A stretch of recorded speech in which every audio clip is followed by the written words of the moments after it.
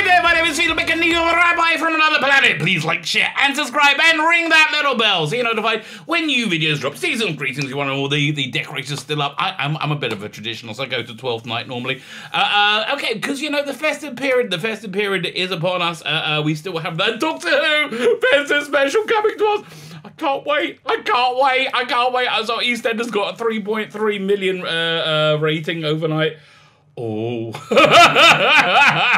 can you imagine? Can you imagine if Doctor Who gets under 2? That'll make under 3, I should say. That'll be the lowest rated episode ever. Oh, no. Anyway, so we're going to be reading a Hugh Fullerton's preview, spoiler-free preview of the... You can fill it with spoilers. Nobody gives a crap, mate.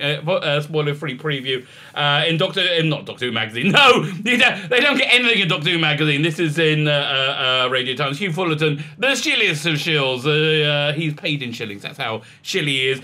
Before we start it, though, can I ask you guys, can you hit the like button? That'd be really helpful. And listen, we are in, I would say, revolutionary times. Revolutionary times, you know, where you have information is very, very strangely being dictated and controlled, and we have, you know, kosher information and non-kosher information. And that kosher information doesn't seem that kosher to me. You know, the stuff coming out, the legacy media, you know, that sort of stuff. So yeah, if you want to join this revolution, if you want to join us, hit the like button, hit the share button. That's really helpful. But also hit the subscribe button. That is really what we need to be able to compete against these multinational corporations that put out, you know, one narrative. They put it out en masse. One narrative, and it's us, a pesky little fand of menaces, poking away at it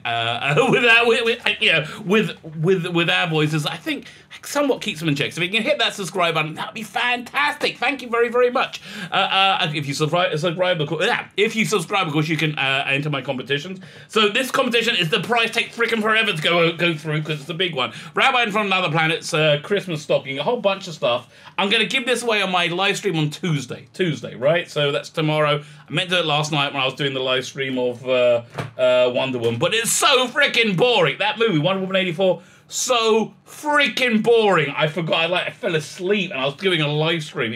That's how bad it was. Fine, so in the Christmas stocking we have, let's start at the beginning, Quantum of Solace, James Bond, Quantum of Solace on Blu-ray, James Bond Legends, PS3 game, Star Trek, J.J. Abrams, PS3 game, Red Dwarf, Back to Earth on DVD, we have audio CDs, Melvin Stone Mysteries starring Nicola Bryant. I think it's the only one they ever made. That was kind of fun. We have this book on tape, Highlander, Kurgan Rising, with Adrian Paul, the only one, but he's the other one, apparently. We have Dark Shadow, woo! What's it called? Kingdom of the Dead, Part 1 on CD. What else we got? Oh, this is a good one. Countermeasures, audio CD. Story, good story. I do enjoy this. In terms of books, we have, what else we got? This Justice 1, this Judge Dredd graphic novel, Judge Dredd in space, fun times for all. Oh, I forgot about this. This real rarity, The Mechanical Planet. This was one of the 1960s Dalek strips. Those one-page Dalek strips that was adapted into audio, starring who was it? David Graham, the voice of Parker from Thunderbird. He also did the voices of the Daleks. And finally, The Nth Doctor, a book all about the Doctor Who movies that were never made. Doctor Who never was. I really like that book. It's really interesting. I've got 3 copies. That's why it's going in the Christmas stocking. I'm not putting a second copy in because it's all beat up. But by luck more than judgment, I end up with 3 copies. All you need to do to win it is subscribe to the channel and in the comments leave the hashtag Merry Christmas, one and all. Merry Christmas, one and all. Tuesday, I will be giving this away, and then Sunday I'm going to be doing a review of the upcoming Doctor Who. But we're going to preview that. Oh, by the way, go check the video notes. All the information is there. Also, go click on this link that'll take you to my Indiegogo. Listen. Jews have many stereotypes, right? And their stereotype really is clear. We're sort of good, but they're a little bit unscrupulous businessmen. I suck. I would just suck at being. I wish I had that stereotype. So yeah, I should have plugged this. This is my Indiegogo. I've got these 2 graphic novels over here. Go add your email address to the sign up list. You get one of these 4 art cards if you do, or if you get all packaged with all 4 of them, you're gonna get a 5th Chaser one absolutely for free. I've really got to remember to keep plugging that again. I wish I had that Jewy stereotype of being like, yeah, I'm a businessman. I just suck. I just suck at it. Yeah, I should get my Jew card back. Fine. Let's read this preview by Hugh Fullerton of Doctor Who: The Revolution of the Dalek. Oh God! Every time I see that time, I can't help but remember how Jodie Whittaker got the freaking name wrong of it when she was trying to promote it. You know why she got the name wrong? Because she doesn't give a crap. You know why she doesn't give a crap? She doesn't have to give a crap because she's a lady. She's a lady, and that's all she needs to get whatever she wants in this world, because she's saying we got to believe women. Yeah, and that's basically, and that's really genuinely, I think, how the BBC thinks and how they work. I don't know, nice little swig of tea. Fine, Doctor Who: Revolution of the Daleks spoiler-free preview. A bittersweet festive event. Well, it's going to be bittersweet for the production office when they have to dig a basement to do the graph of how low their ratings are. The all-new... So, okay, the bittersweet. So, it's not fun. Right now, in the headline, they just said, oh, expecting fun? You expecting fun, frolics and Doctor Who? No, we're going to be doing a bit of preaching. Bittersweet, fine. The all-new Daleks aren't half as important as the interpersonal dynamic. Oh, God. In the New Year's Day episode, so it sounds like it's going to suck. I mean, really? Why don't you just say, it's going to suck? Because that's really what it sounded. That was like, yeah. Daleks are fun and exciting, so we're putting them off to the side, and we're having lots of sitting around dining room tables, right? Stay strong, people. Stay strong, people waiting for you. No one's waiting for you. No, this is Jodie Whittaker's Doctor Who quote, which is in the straight. Stay strong, people are waiting for you. No one's waiting. We're waiting for you to leave, right? But, okay, I think some people are. There's got to be some fans of this era. Trouble is, so many fans of this era don't really like the show that much. They just like that Doctor Who is a lady. Really, that's really it. They don't not so much a fans of it. So maybe that, but there must be some people waiting for you. Most people, especially Doctor Who fans, not so much. And certainly nobody in like the normie public. When Doctor Who concluded its most recent series, it had reached all-time low ratings and complete disinterest by the British public because it was garbage. You know, like they want to. Yeah, get ready for all the spin. They want to say, oh yeah, TV audience in general are going down. They're forward. That's because TV is generally making shit that nobody wants to see. Yeah, they're very, very concerned about the skin color of whoever's in front of the screen. I just read the story that that this choir got Christmas Eve choir and the BBC got all these complaints because everybody in it was white. Maybe they just took a sampling of people and that's how it came out. You know, there's a reason a minority is called a minority, because they are minorities. There's less of them. Therefore, when you take a representative sampling, oftentimes you will get fewer or none of them. And if you try and up their representation, at that point you go away from the norms of society and you get something weird that doesn't really work. And when you get something weird that doesn't really work, people don't go, ah! Well, people like me do, okay? And we sit straight. But most normies don't. They don't see it at all. They just get a feeling they're not really interested, they're not connected to it. And they turn off. That's one of the things that make them turn off. But that's one of the major things. So, yeah, that's happened. The production couldn't have known that its audience was in for months of false isolation and time away from those we love. But despite being filmed long before the pandemic, Revolution of the Daleks sometimes feels oddly timely. Does feel oddly timely, not timely. Having watched it, the special was filled with all the flying Daleks grasping tentacles, zappy lasers, and sci-fi nonsense any fan could want. But it's a human connection between the TARDIS team. Well, you see, I don't believe you. Because, you know, Yaz and Ryan and the Doctor and Graham, Graham and less so, but Yaz and Ryan certainly are not really characters. They are two-dimensional cutouts with no real characteristics other than Ryan is often made to be like a wimp, you know, because he's a black man, and the people and the, you know, the white racists making the show that like to call everybody a racist. They like to make black men look effeminate, look emasculated. So you got Ryan like sucking some. So basically make Ryan like the screaming companion. Yaz is the best as ever and hasn't really done anything to earn that. And Graham's the only one with a bit of personality. I think probably because Bradley Walsh has a bit of personality. You know, that's probably why he's good at doing game shows. You know, he has a bit of and talent. But to be honest with you, I'm surprised at the stuff. You know, I didn't realize he was in Sarah Jane Adventures, and he was unrecognizable in that. So yeah, I think he's the you know how they're very representative of different groups of people in this era of Doctor Who. Bradley Walsh is representative of the people with talent. So nobody else. I mean, look, maybe was it Ryan Tosin Cole? I'm intrigued to see what it's going to be like in that HBO show that he's running, screaming from the plantation to get to. You run, boy, run, get away from Chris Chibnall. He's a racist. He doesn't like you because your skin is black, I think, which is a bit strange. Having what is, but it's a human connection, and the connections that have been lost that emerge as a central theme of the episode, especially. So it sounds boring. Right now, it sounds like a boring soap opera, especially with the already announced departure of Bradley Walsh and Tosin Cole on the cards. Yeah, why did they deny that? That was announced like at the beginning of the year, and then nobody said anything about it. And then when they announced it, they're like, "Oh my God, they're leaving!" Like we've known for months. It's really strange because it was written in the summer of 2019, and we filmed it in autumn, so we've had it for basically a year. Says showrunner Chris Chibnall recently told me.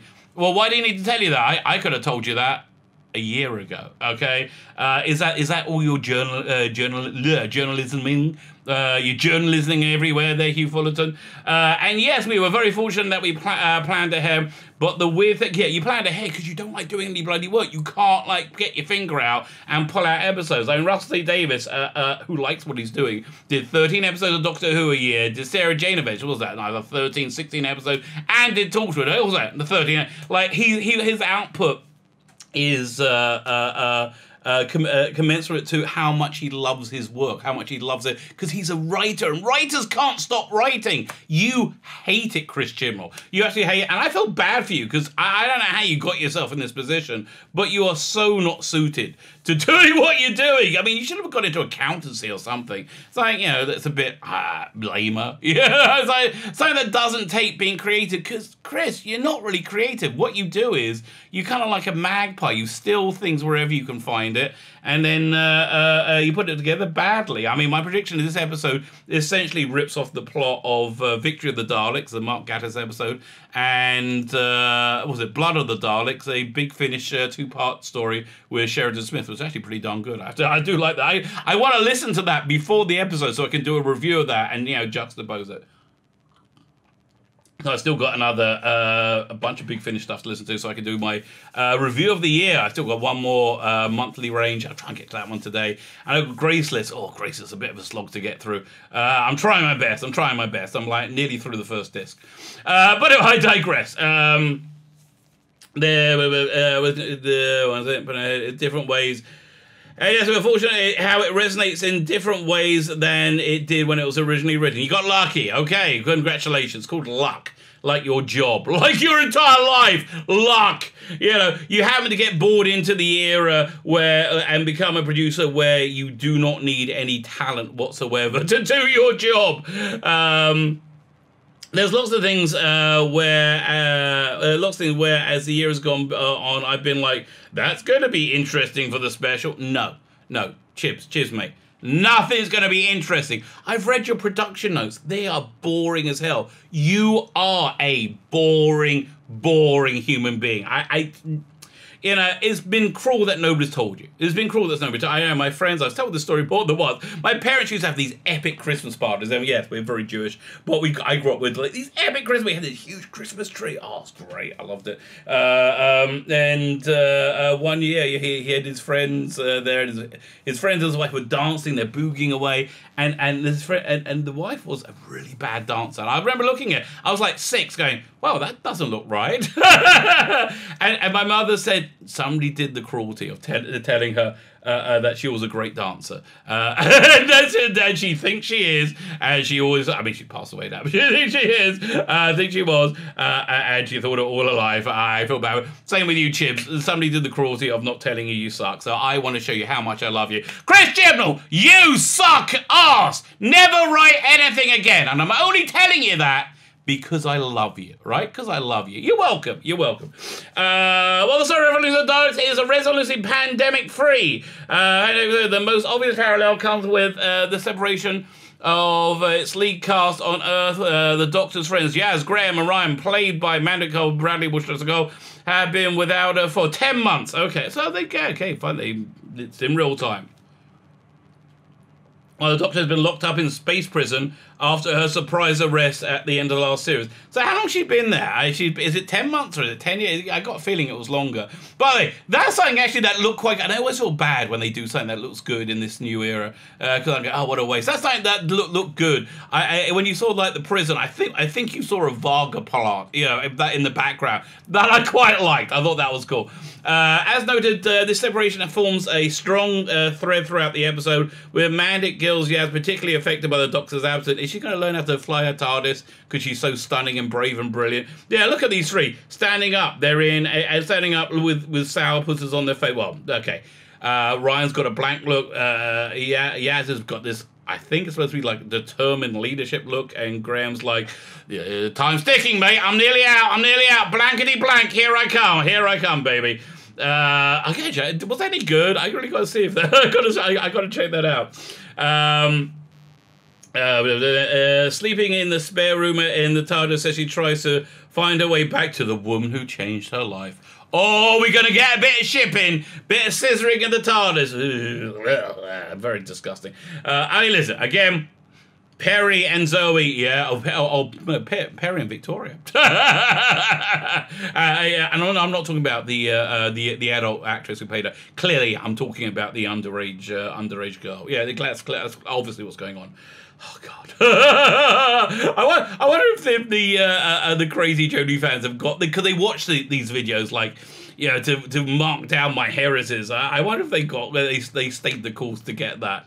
We'll find out, I guess. Oh, I love trolling them. Oh, they're so much fun. Find a way back to the woman who changed her life. How'd she change your life? Because you were the bestest ever before. Everybody, you know, don't that police guy said, "Oh yes, you're my best officer," and everybody says, "Oh, you're the best." How? So she went from being the best to being the best? Oh, that's interesting. We can't say much more to suffice. Fans looking for clues as to what Yaz's arc in Series 13, where she's the only companion staying with Whittaker's Doctor, won't be disappointed. Okay, and what, both of them won't be disappointed? That's a big claim. Meanwhile, the Doctor herself is languishing in a cell. The monotony of watching her damn awful show, the monotony of her daily life forming some of the most imaginative and enjoyable scenes in the special. So what, 10 minutes at the beginning, 10 minutes at the end?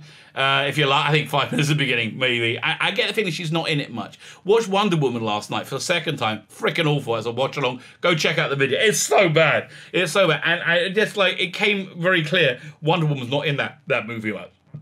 It's like 2.5 hours long. She's probably in it for 25 minutes. That's what I would say, 25 minutes. And we're going to see the Doctor for a similar short amount of time. I hope so, because she's awful, and I really don't like seeing her. The 10 months... what is it? Meanwhile, the Doctor's out of language in prison. Don't know, enjoyable scenes. How long she's been there is unclear, although it's implied she's been there for longer than 10 months and her past with friends. But she's needed back on Earth soon. After all, it might be a bit much for a fam to take on the new Dalek threat by themselves. Because yes, as we've known for about a year, the Daleks are back and they've got a new look, like dildos. They do look like. At night, whenever you see Matt Stevens talk about it, it does talk like he does talk like he wants to shove a miniaturized version up his arse. He keeps saying, "Oh, they're black and strong and sleek and sexy, very penetrative. Oh, they'll make you gape." God, I only found out 2 days ago what gaping was. It's really quite gross. It's really quite gross. My son told me. So thank you very much for that. If you don't know, don't Google it. It's not good. It's not good. You don't want to know. Okay. Was it saying they got a new look? Saying literally anything else about exactly why the Daleks are here. They were invented by. They took the remains of the Dalek from Resolution, and they made human versions, and they made human version Dalek mutants. And the real Daleks show up, and they. Is there a revolution between them, or do they join up? I don't know.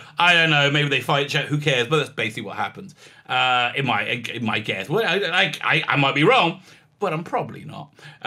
Because saying about why the Daleks are here and what they're doing and why they look the way they do constitute a major spoiler. I just basically spoiled it then. So all I will say is this: I think the new red lasers are pretty cool. It's nice to see the Daleks out in force again. Oh well.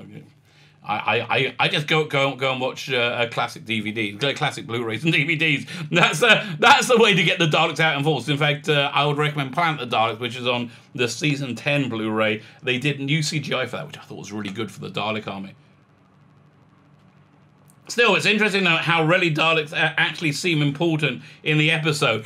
Not interesting to you, not to me, and certainly not surprising. Yes, they are the main threat. Really? You sure it's not the evil white guy, you know, the Trumper-like guy you're bringing back for no apparent reason other than you are a massive arsehole? Again, Chris Chibnall, I want you to know how much I love you. So I'm just going to tell you this, that somebody should have told you a long time ago. You suck! You suck ass as a writer and as a entertainer. You are awful. I'm telling you this. Out of love. You're welcome. So I don't really see blah blah blah. Yes, the main threat, but the episode's scribe Chris Chibnall seems more interested in the cast than monsters, whether that's in the form of the struggling main TARDIS team or his big guest comeback, Chris North, Jack Robinson, and Captain Jack Carter. Please watch this, because Captain Jack's in it, played by John Barrowman.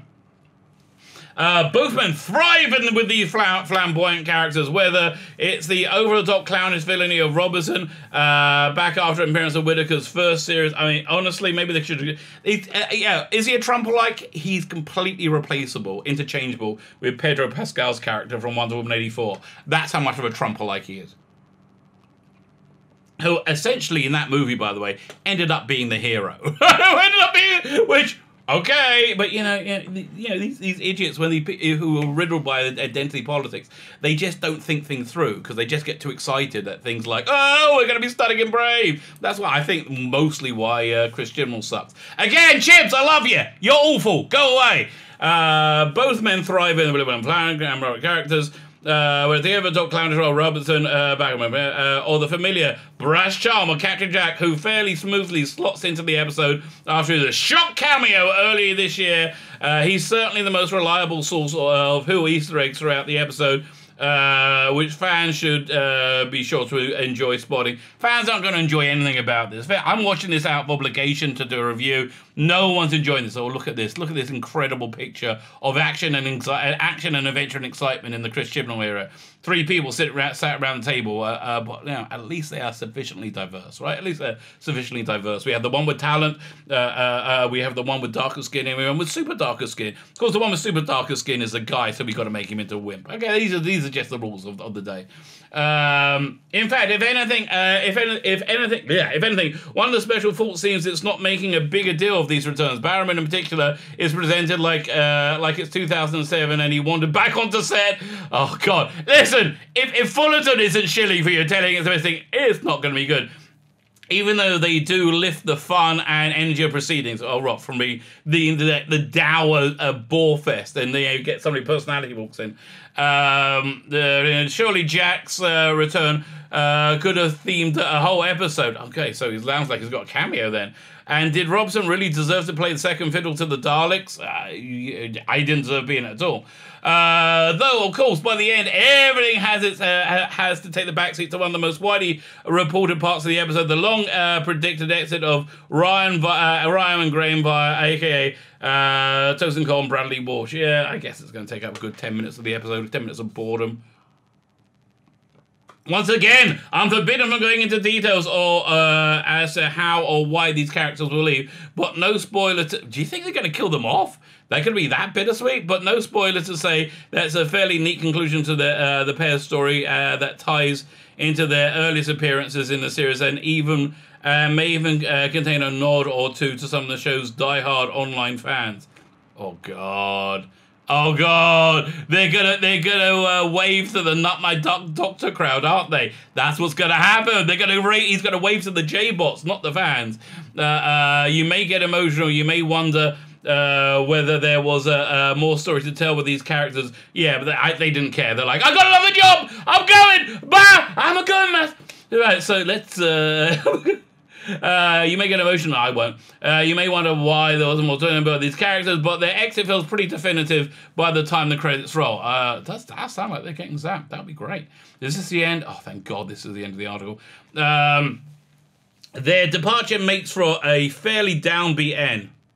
So let me get this straight. It does sound like they're going for the on a Majesty's Secret Service vibe, right? Yeah, where they kill Diana Rigg at the end. And it's all like a bummer.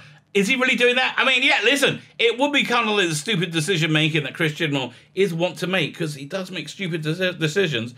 And Chris, I love you, baby. Don't write anything. You're freaking awful. You are terrible. Okay? Okay, love you. Don't, just stop. Just stop. That also makes for a pretty downbeat end to what isn't the most cheerful Doctor Who special.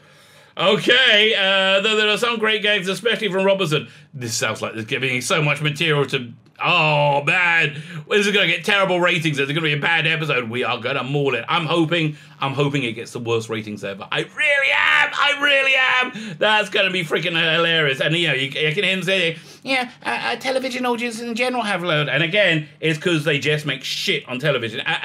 This is what I would suggest. You know, there's a real easy way to find out if it's just television audiences in general are depleting or you're just making unwatchable shit.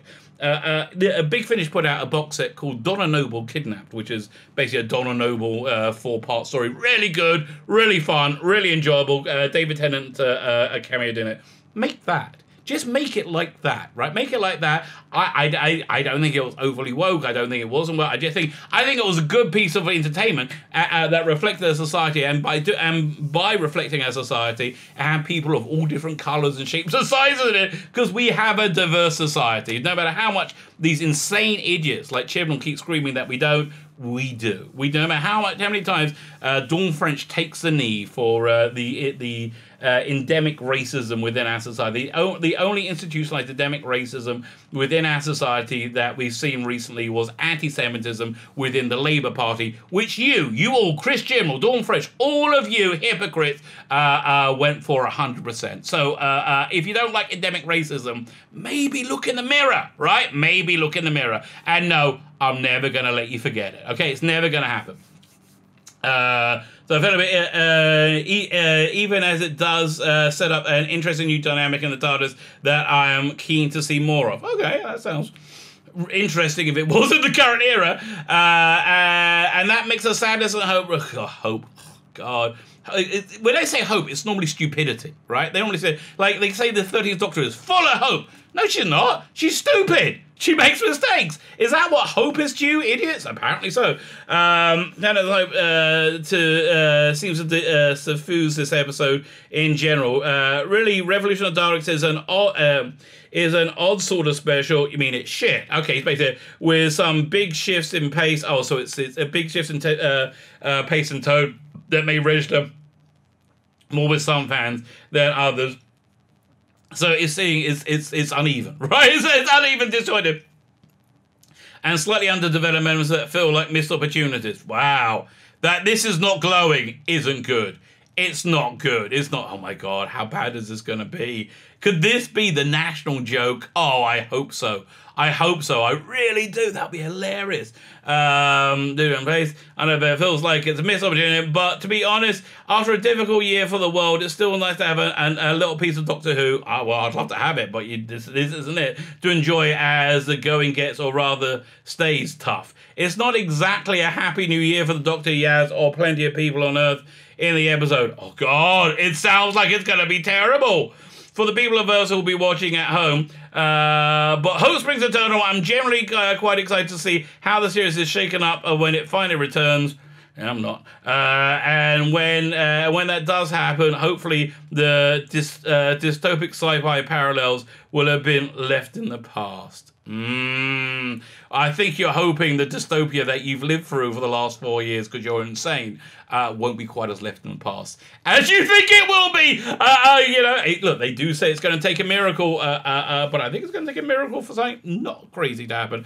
I'm saying no more because I don't want the gods of YouTube to get angry at me. So there we go, Hugh Fullerton, full of it all the time as always. But even he can't find relentless praise to heap on this boring, depressing episode that they seem to be preparing for us. It seems like this picture, the picture of them sitting around the table, is very representative of what we have to look forward to. And what do we have to look forward to? Utter garbage. My name is Sheila Beck, and you're a Rabbi from another planet. Please like, share, subscribe, and ring the little bell so you're notified when new videos drop.